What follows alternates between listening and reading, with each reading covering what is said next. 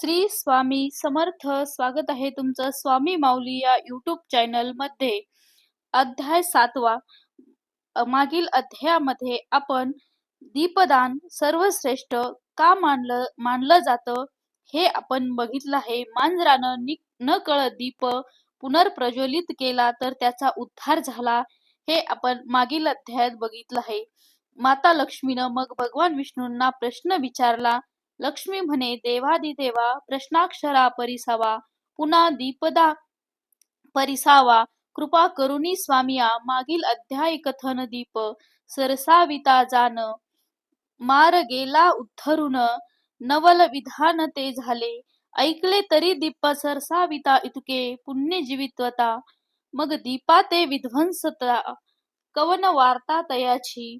माता लक्ष्मीने भगवान विष्णूंना प्रश्न विचारला. दीप प्रज्वलना व्रत करायचे महत्व, त्याची फल तुम्ही मला सांगितलं तर ज्याने हे व्रत केलं त्याचा उद्धार असा मिळणार जसा मांजराचा नकळत दीप प्रज्वलनानं उद्धार झाला.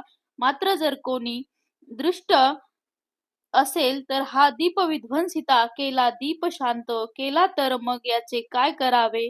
ब्राह्मण त्याच्या 2 पत्नीला विमला आणि सुशीलाला याची कथा सांगत होता.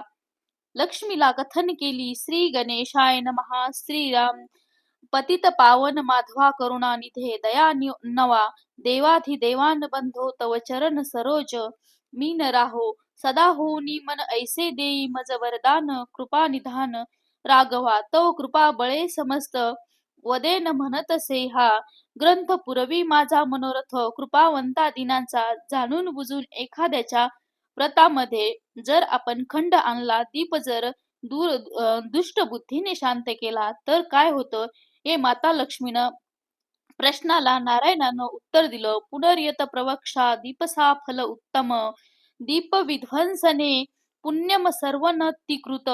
दीप प्रज्वलित करण्यासारखं दुसरं पुण्य हे कोणतंच नाही, ज्याचं फळ उत्तमोत्तम मिळेल.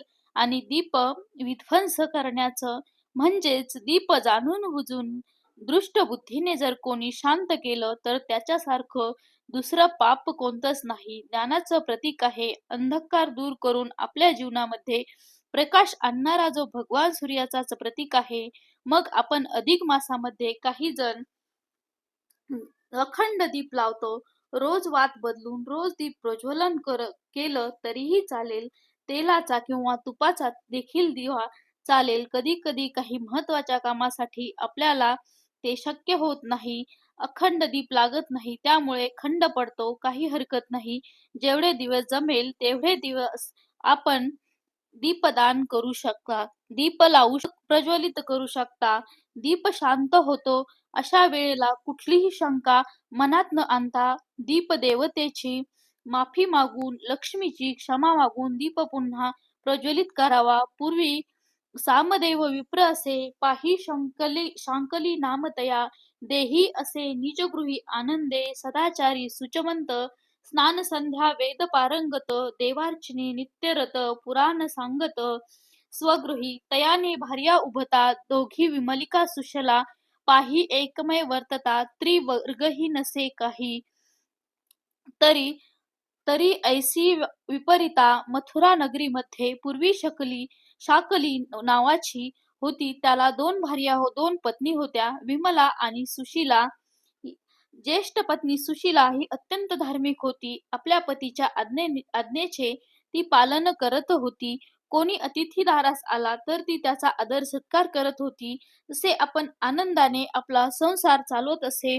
दुसरी पत्नी विमलिका मात्र विघ्न संतोषी होती. व्रत आचरण ती करीत होती, मात्र व्रतामध्ये खंड पाडण्यास तिला आनंद मिळत असे.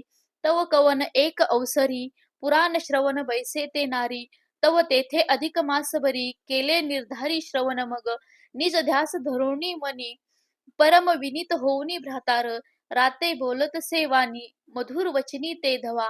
हे नाथ स्वामी देवा, आज कवन पर्वणीचा ठेवा, सर्व जनाचा मिळून थवा, जाती रेवा तिरा, स्नानार्थ जरी कृपा करुणी अमज, आज्ञा दिदलिया सहज, तरी स्नाना जाऊन या चोज, निरखो आज निजनयनी अधिक मास आला असता सुशिलेने यमुनेवरती स्नानाला गेली असताना त्या ठिकाणी अनेक भाविक स्त्री पुरुष सज्जनांना पाहिलं आणि मग आपल्या पतीला तिने विचारलं की मलाही अधिक मासामध्ये स्नान करून दीपदान करायचं आहे, दीप प्रज्वलन करायचं आहे. त्यासाठी मला आपण आज्ञा द्यावी. तिचे पती शांकली यानं मग दीप प्रज्वलन करण्याचं महत्व तिला समजावून सांगितलं.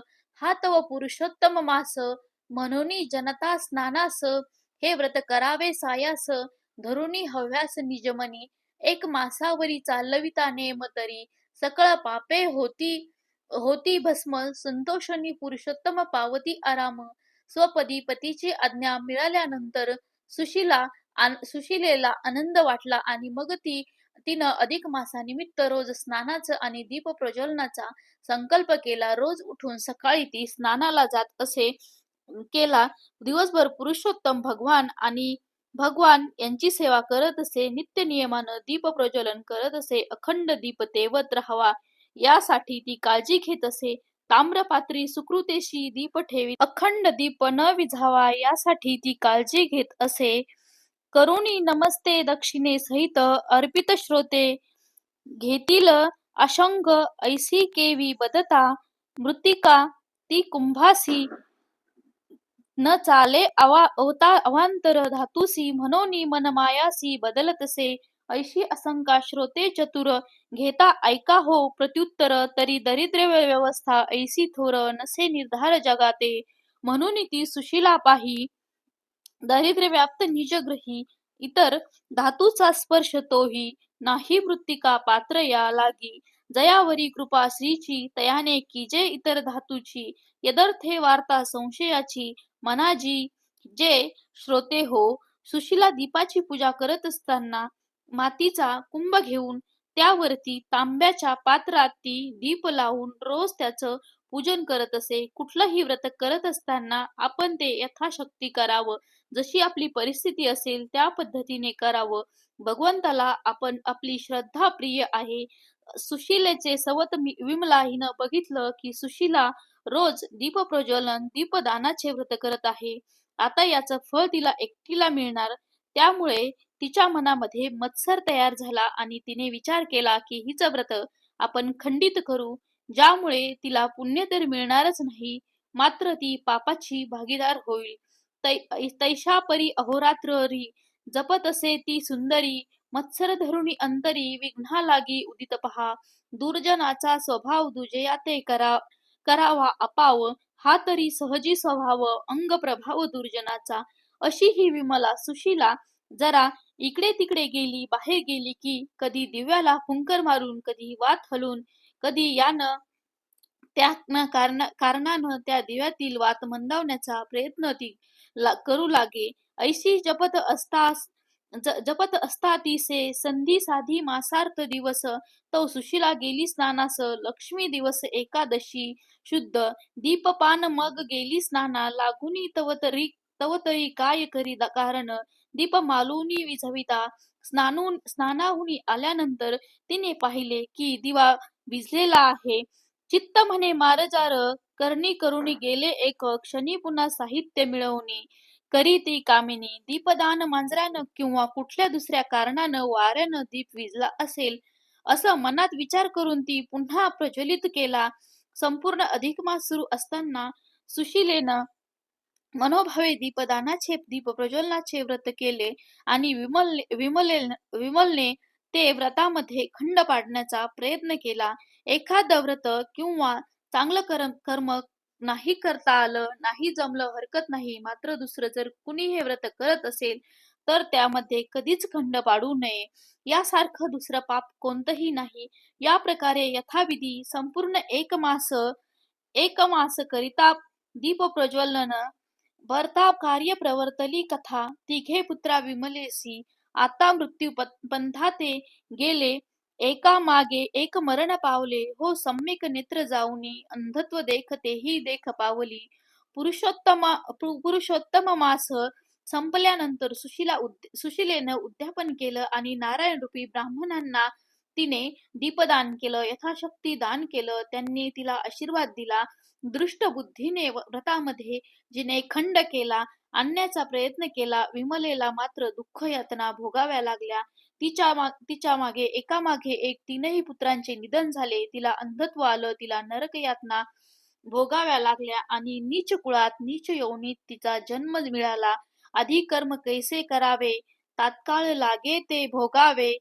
पुढे यमयातना ते स्वभावे, न चुके कल्पांत काळी. या लागी विवेक करुनी सावध वर्तावे. होंजनी पुढे अवघड यम जाचनी नरक विंदान सुटेना. यामुळे मनुष्य जन्मामध्ये आपल्या कर्माला खूप महत्व आहे. कधी कधी धकाधकीच्या जीवनामध्ये आपल्याला ग्रंथपठन, मंत्रपठन, स्तोत्रपठन करणं जमत नाही. नुसती आपली कर्म जरी चांगली ठेवली तरी देखील भगवंताची तुमच्यावर कृपादृष्टी राहते. भगवंताची कृपादृष्टी आपल्याला प्राप्त व्हावी म्हणूनच तर आपण अधिक मासामध्ये जे सगळ्यात उत्तम असं कर्म आहे, ज्यामुळे आपल्याला धनाची शुद्धी होते, दान धर्म करावा, यथाशक्ती सत्पात्री दान आपण अवश्य करावं. असं ती विमला सुंदर दिवस निशी खेद करी म्हणे धन्यतेची नारी. व्रतार आज्ञेने वर्तत मी तव, अभागी मोठी परमदैवाची करंटी. नेने काही हतवटी, व्रतदाने उद्यापने, ऐसी करिता ती चिंता. कालांतरे ती मृत्यूपंथा, पावती झाली तत्वता. यमव्रथा दारुण यमदूती नेले मारित. चित्रगुप्ते काढिले लिखित, मग ते जाचनी नित्यानित्य भोगवित. येत दारुण ते यमयातना शास्त्रे बोली प्रकार. नाना तदनुसार ते कामिनी, भोगिती झाली ते दुःखाते. विमलेचा मृत्यू झाला आणि तिला नरकात जावं लागलं. असो तो विमला ती सुंदरी यातना भोगून या भारी. मग टाकिली नरक अवघोरी, कुंभ पाकी येते विविध. नीच योनीतून मग तिला जन्म मृत्यूच्या फेऱ्यातून जावं लागलं. ऐसा जन्म भोग भोगिता, परम कष्ट झाले तत्वता. नको नको हे जन्म व्यथा, श्री रघुनाथा घडू देऊ. या परी दीप विध्वंसन तेची कथियेले होय. कारण ऐका पुढील कथन सुशीलेचे. कैसे ते कालांतराने करून जाणतेही पावली असे मरण. मग विष्णू दूती विमानी वाहून नेलेत पैती येते. सुशीला मृत्यू पावल्यानंतर ती विष्णू लोकी गेली. तिचा जन्माचा उद्धार झाला आणि हे फक्त अधिक मासामध्ये तिने निर्धारण केलेल्या दीपदानामुळे. त्यामुळे आपण देखील अधिक मासामध्ये निर्धार करायचा. आपल्याला जमेल तेवढं पुण्य आपण संचय करायचं. जमेल तेवढं दीप प्रज्वलित करा, दीपदान करा. आणि चुकून जर शांत झाला दिवा तर कुठल्याही कारणानं मनात कुठलीही शंका न आणता दीप पुन्हा प्रज्वलित करायचा आहे. नारायणाची क्षमा मागायची. परम दयाळू दीननाथ करावया व्रत होऊन या कृपावंत. आदरे सांगत लक्ष्मीस, यवम दोघी स्त्रियांची दोन गती. एक सद्गती एक अधोगती, परी शांकली ते कवनगती. ऐके जे पुढती श्रोते जन, दोहूंच्या भार्या होत्या, पत्नी होत्या. दोघींची स्थिती आपण बघितली. शांकली ब्राह्मण, त्याचे काय झालं? दोघी स्त्रिया पावता निधान, चित्ती उदास तो ब्राह्मण. तिघे पुत्र पावले मरण, पुढे संतान नसेची. म्हणून तळमळ मानसी रात्रंदिवस. कुसुमसी हे नवसंगती संग दोषी. घडे आनायशी प्राणिया पातक जे काय. वाचिका तैसेची हे सांसर्गिक, शास्त्राधार असे देख. म्हणून पातक बोलीजे यावरी. कष्टी तो ब्राह्मण, पावता झाला परमशीन. कालांतराने पावला तो मरण नेला बांधून यमदूती. दोन्ही पत्नी शांकलीच्या मरण पावल्या. त्याची 3 पुत्र ही देखील मरण पावली आणि चिंतेमध्ये व्यथेमध्ये त्याचे जीवन व्यतीत झाले. मृत्यूनंतर त्याला यमदूतांनी बांधून नेले. सुशीला विष्णुलोकी ज्या वेळेला हे समजलं त्यावेळेला तिने भगवान विष्णू जवळ प्रार्थना केली की आपल्या पतीस वैकुंठास आणण्याची विनंती केली. म्हणे, हे देवा देवा ऋषिकेशी, तू कृपाळू होसी तरी कोण दशा भ्रताराशी निज मानसी विचार मग संतुष्ट. संतुष्ट होनी नारायण तया आनवी धाडून विमान मग उभेता दोघे जण वैकुंठ भुवना पावली भगवान विष्णूंनी तिच्या पतीला वैकुंठात बोलावलं यमयातनेतून मुक्त केलं आणि सर्व किमया आहे पुरुषोत्तम मासातील तिने केलेल्या पुण्यकर्माची दीपप्रज्वलनाची दीपदानाची या प्रकारे श्लोकभर वा श्रोती आदरे परिसावा न्यून पूर्ण क्षमा करावा दोष ठेवावा मज लागी पाहून या समंताते अर्थाव्यय वर्णिला येथे प्राकृत भाषा म्हणून अरे सतीने करावा समर्थ केला पाहून या थोरवा विहित भावना दिशे सरस्वती श्री मलमास महात्म्य ग्रंथ पुराणीचे ते संबंध मनोहर सुत विरचित सप्तमोध्याय गौड हा श्री स्वामी समर्थ ओम नमो भगवते वासुदेवाय पुरुषोत्तमाय श्री स्वामी समर्थ